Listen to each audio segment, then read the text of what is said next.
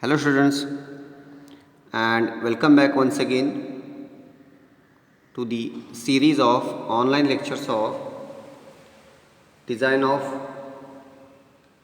RCC and steel structural elements. So in the last session we had a discussion over the transverse bending and its reinforcement, the calculation of transverse bending and the provision of reinforcement in transverse direction. Okay, so I had discussed about how the transverse bending takes place in the combined footing, and for that the provision of reinforcement. Okay, that how you have to provide the reinforcement by calculating the strip, okay, under column A and under column B. We have discussed about this, how to get this strip under column A and under column B, okay, and how the load get dispersed. Okay, based on that the strip width is calculated. Okay, generally the load dispersed at an angle of 45 degree. Okay, so with respect to that we need to calculate the strip width.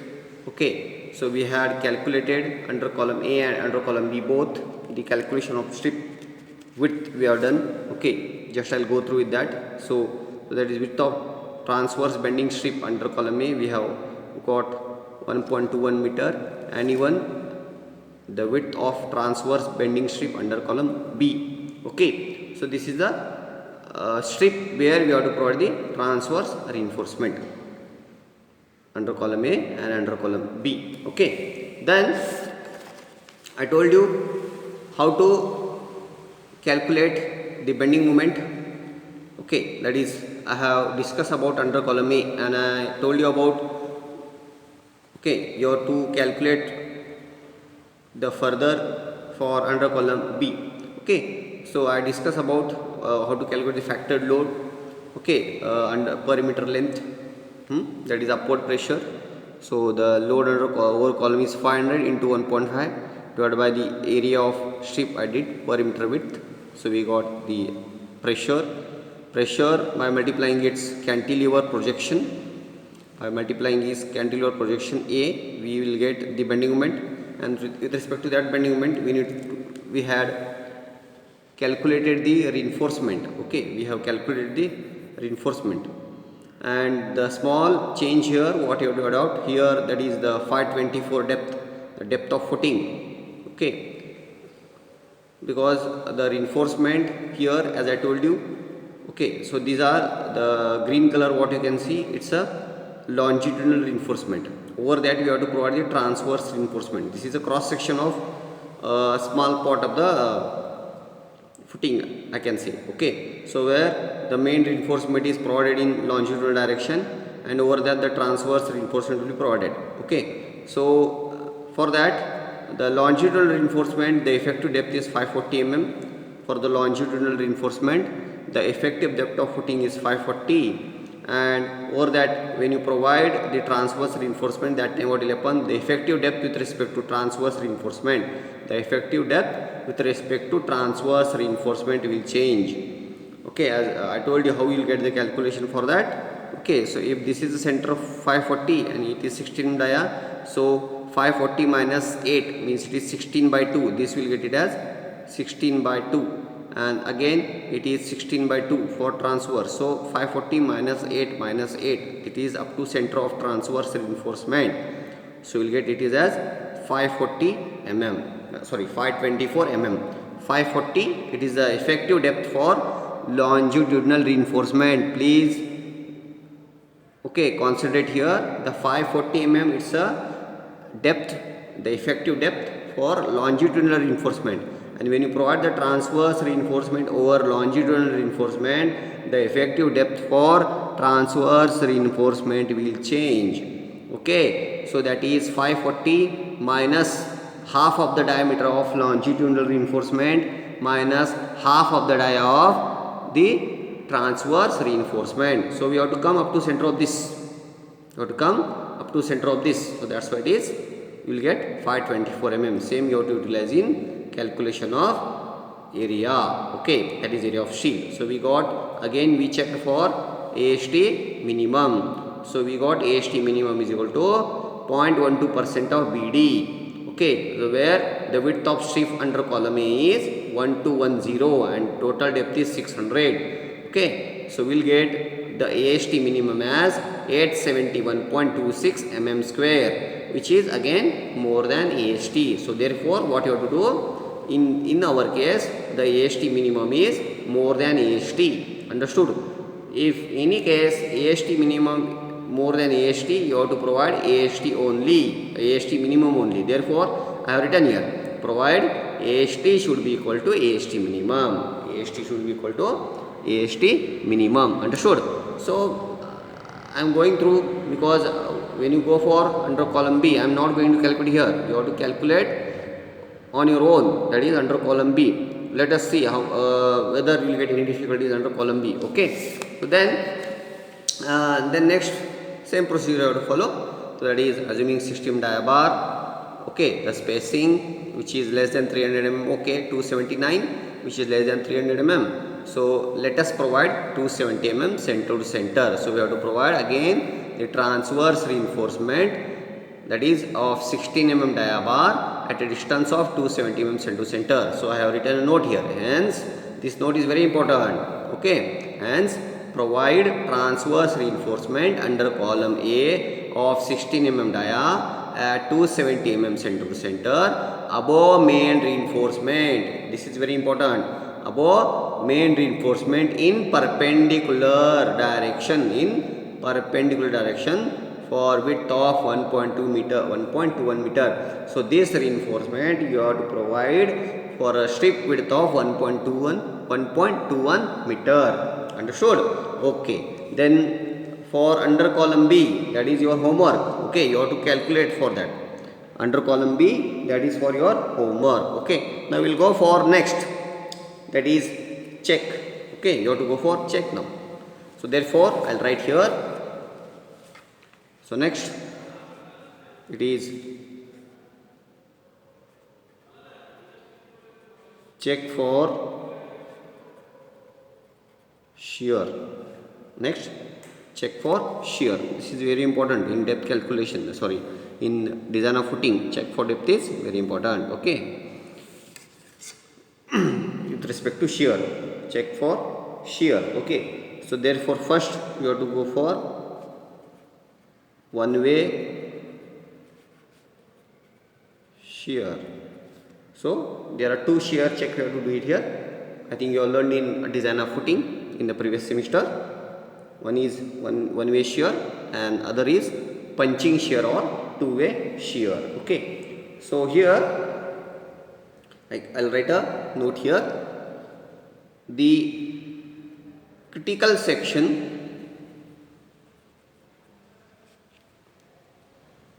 in one-way shear is at a distance of the critical section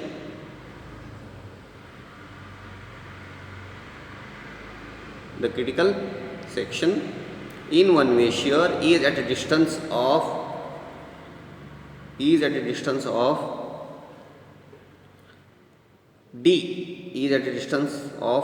D. So D is nothing but depth.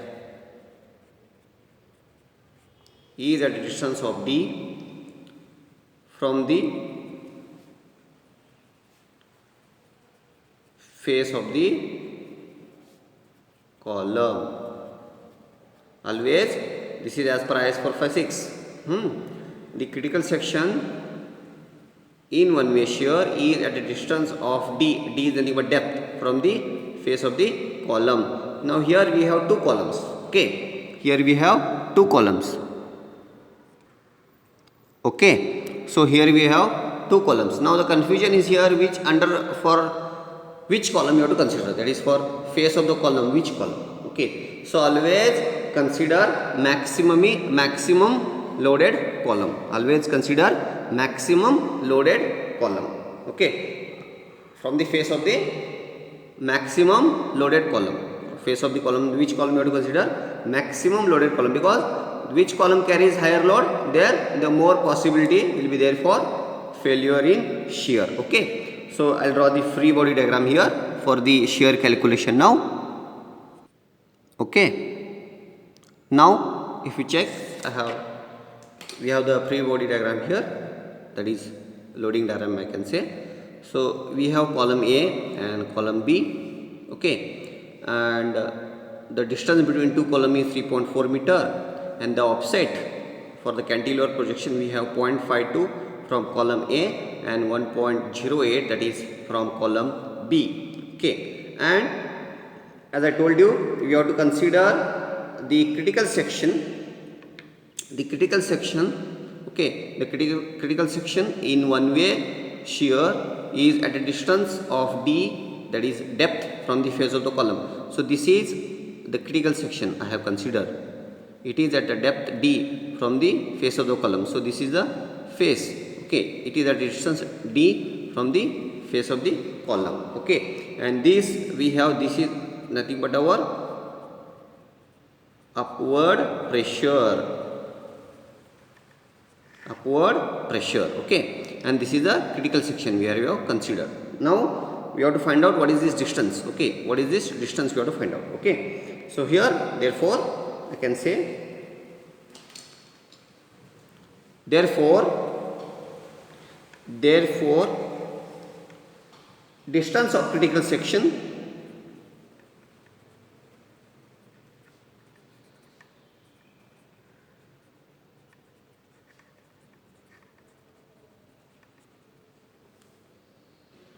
is equal to,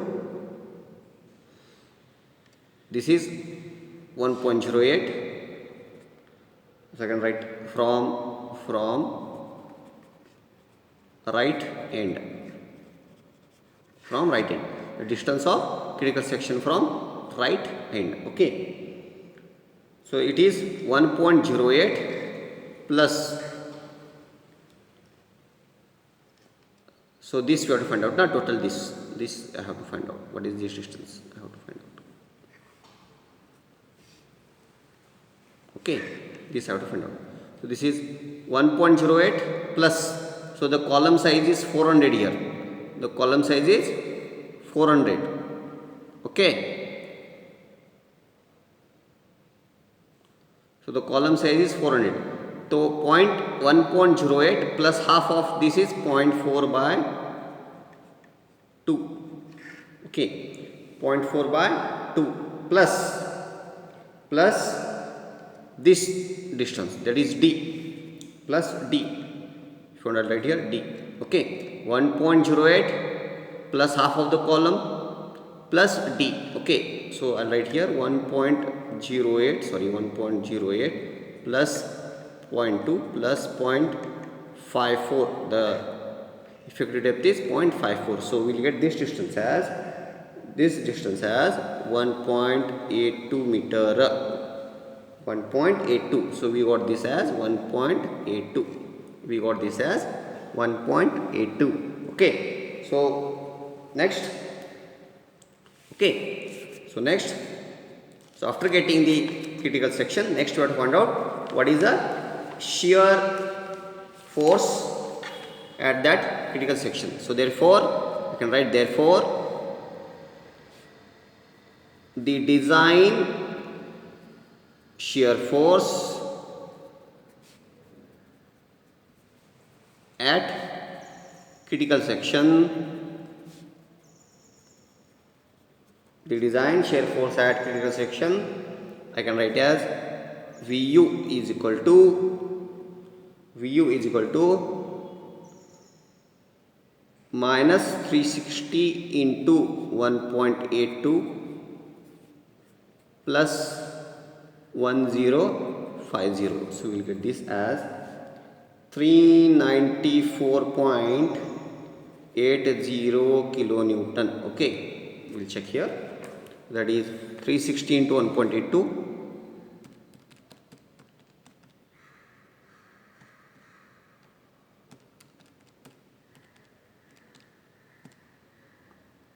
plus 1050. Okay, so we'll get it as 394.80. so I can show you here in the loading diagram. Okay, now you can see here.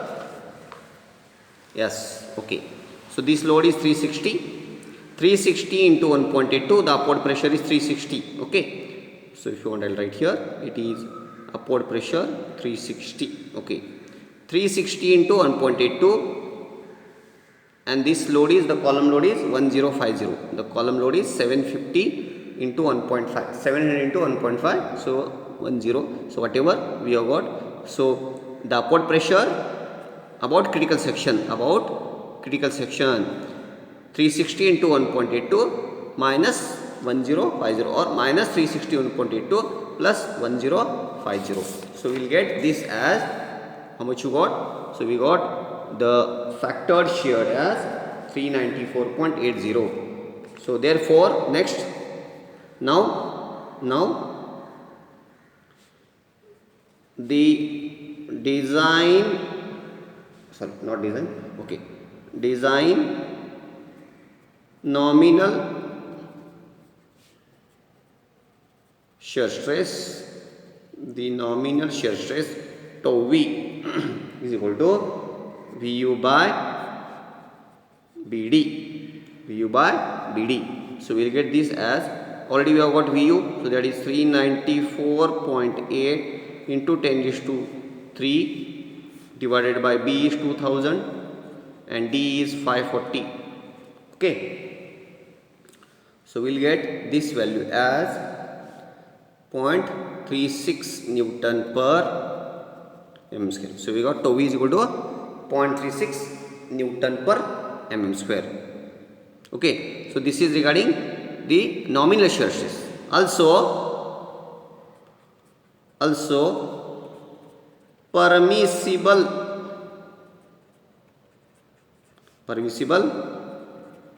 shear stress tau C, permissible shear stress tau C as per table number 19, page number 73. As per table number 19, page number 73. So for that you should have what is PT. PT means what? The percentage of steel provided. PT. So how you get that? AST provided divided by BD into 100. So how you get PT? AST provided by BD into 100. So for that you have to find out the AST provided first. Okay, so therefore AST provided is equal to, so we had assumed the bar diameter was 16 mm dia, so area for that is 201. Bar diameter we have assumed as 16 mm dia, so the area of bar is 201 divided by spacing provided is 270. We have provided 270 into B. So we will get the AST provided as 1488 mm square. So we will get AST provided as 1488 mm square. So therefore we calculate PT. So therefore PT is equal to AST provided 1488 divided by B is 2000, D is 540 into 2000. So we will get this as 0.138%. So we will get PT provided is equal to 0.138%. Now what you have to do? You have to go for from IS 456. IS 456. You have to refer IS 456, table number 19, page number 73. From that you have to find out what is the value of tau C, permissible shear stress tau C. Okay, permissible shear stress tau C. Now I will open just IS 456. I will open and I will show you.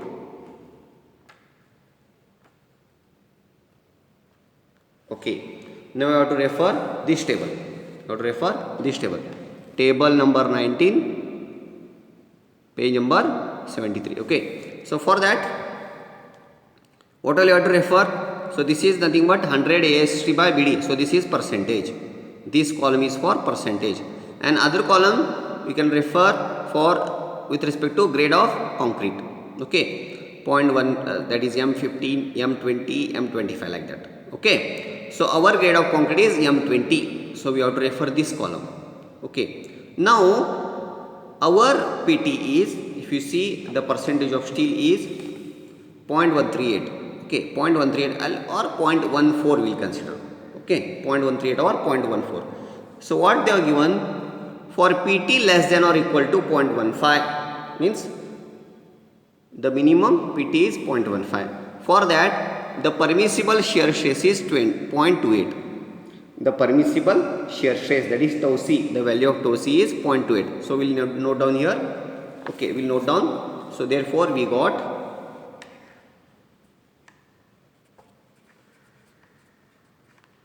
tau C is equal to 0.28 Newton per mm square. Okay. So what is happening here? What is happening? So the tau C is 0.28 and tau V is 0.36. So what is happening here? Tau V is, so here tau V is less than tau C. Here tau V is less than tau C. So not safe in shear, that is in one way shear. So this footing is not safe in one way shear. So in any case the value of tau V should be less than tau C. Means what? The permissible shear stress is 0.28 and the shear developed in the concrete in the section is 0.36.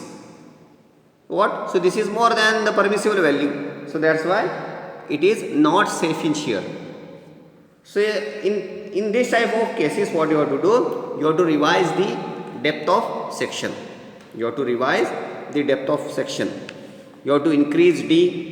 So you have to recalculate all the values once again. Again you have to come back and you check here. Okay. But that is those type of revision, or you go back again, going back to the first step and coming back here, it is not possible in the examination. Okay. So for your practical work or anything related to your design work, you can do it, but in the examination it is not possible. So what you write? You write a note there. Note: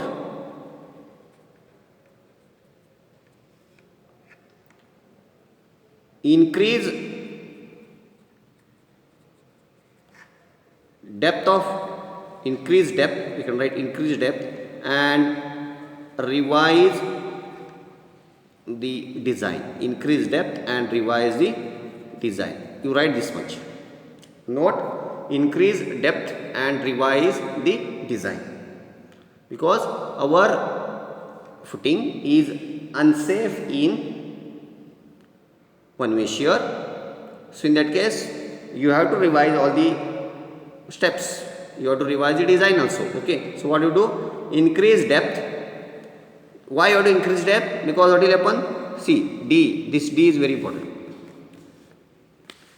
To get tau C, the value of tau V, that is design shear stress, to reduce it, you cannot change the dimensions, but you can change the depth.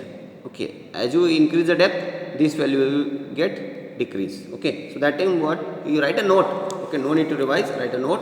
Increase depth and revise the design. Okay. And move on to further calculation. Understood? Okay. So now next you have to go for two-way shear. Okay. Understood? After one-way shear, you have to go for two-way shear. Okay. So I'll write here two-way shear.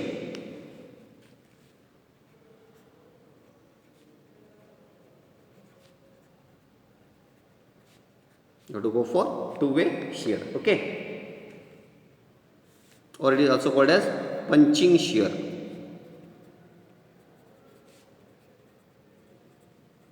What is called as punching shear? Because column tries to punch through the footing. Column tries to punch through the footing. Okay. Then again you have to consider here, consider the higher loaded column. Again you have to consider the higher loaded column. You have to consider the higher loaded column. Okay, you have to consider the higher loaded column. Now, as per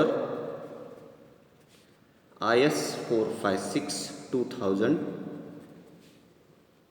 the critical section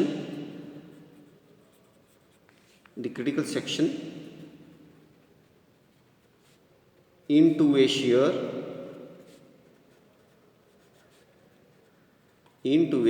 is at a distance of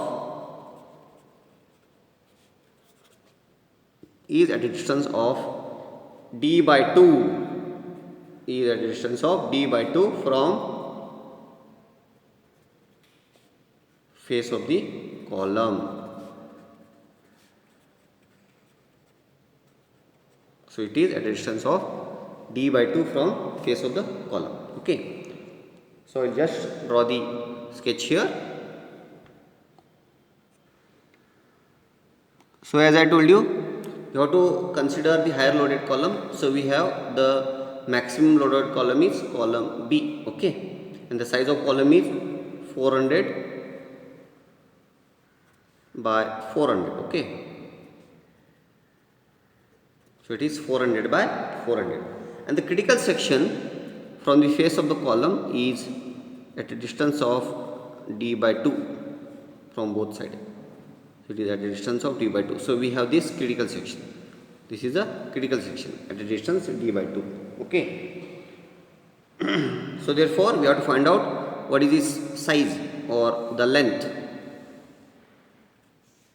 So I will call it this as B1. Okay. Therefore B1 is equal to B plus d by 2 plus d by 2. Okay. So this is the B width of column plus d by 2 plus d by 2. Okay. Because it's a square column, so we'll get both. This will be also as a B1 only, and this will be also as a B1 only. But if you get a rectangular column, so that time these two values will change. So that time you have to note it as B1 and B2. You have to note it as B1 and B2. Understood? So we because it's a square column now, so we will get both value will get as B1 and B1. So B1 is equal to B plus d by 2 plus d by 2 or d by 2 plus d by 2. So B is 400 plus 540 by 2 plus 540 by 2. Okay. Understood? So therefore it is 940 mm. We will get B1 is equal to 940 mm. Okay. So therefore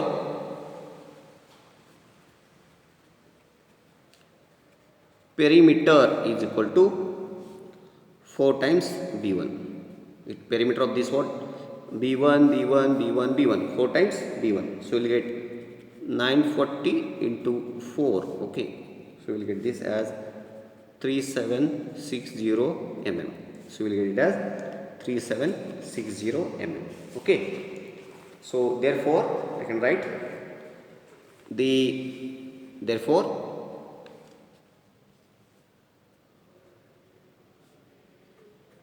the design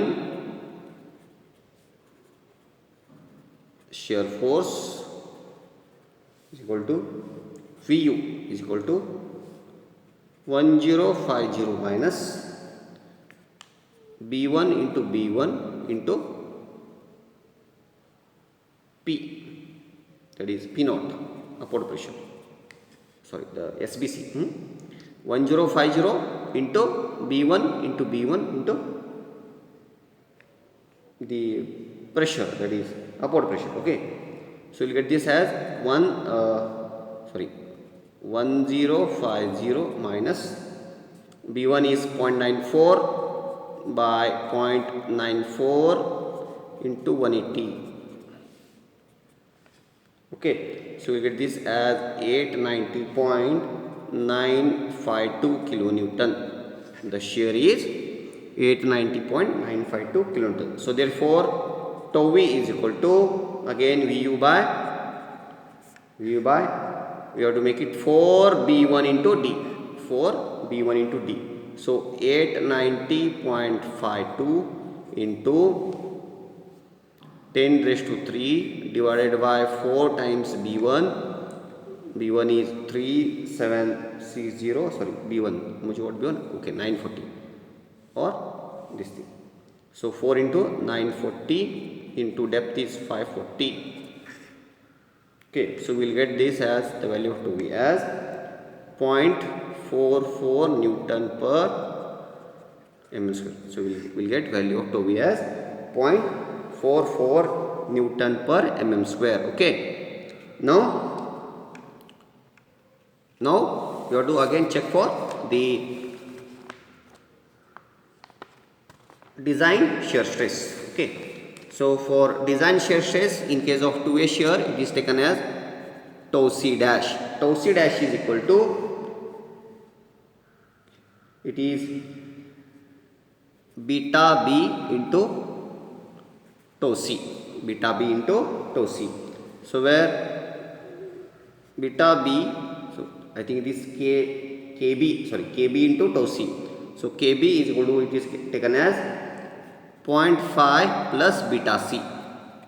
So it is mentioned in again IS for physics. I'll just show you the page number where it is shown. Okay, when you go to page number 59, okay, I'll show you here. Okay, when you go to page number 49, you can see here. Here, if you go and check here, 0.5 beta C. So okay, KC. So it is Ks. I think it is Ks. Okay, Ks into tau C. So it is 0.5 beta C. So beta C you have to refer again page number 59. If you want, I'll write here. Page number 59 as per.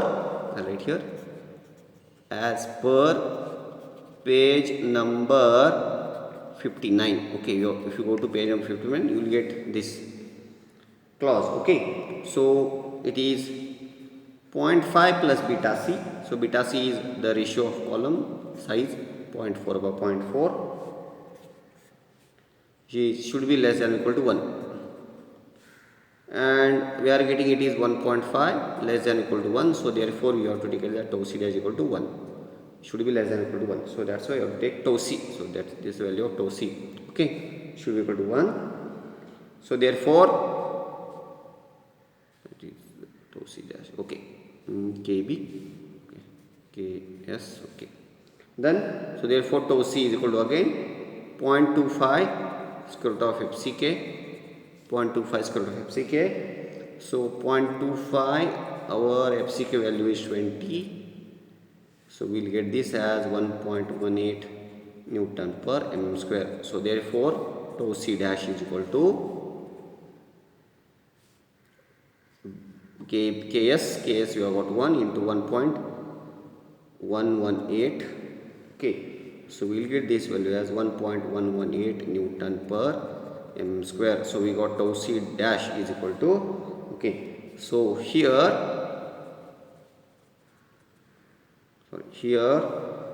tau V is less than tau C dash. Tau V is less than tau C dash. Okay, so therefore I can write, hence